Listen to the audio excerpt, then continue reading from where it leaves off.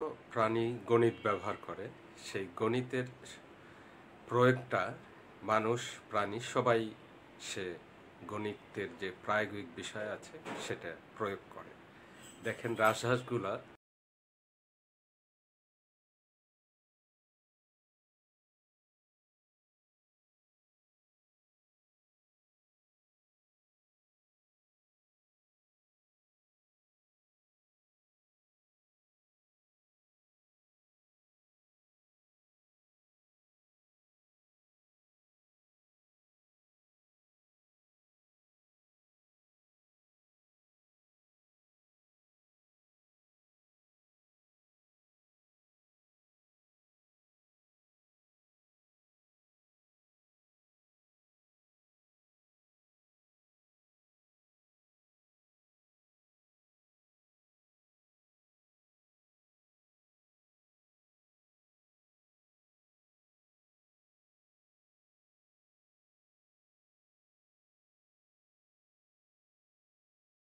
Angle করে ঘাসটাকে কাটার চেষ্টা করছে।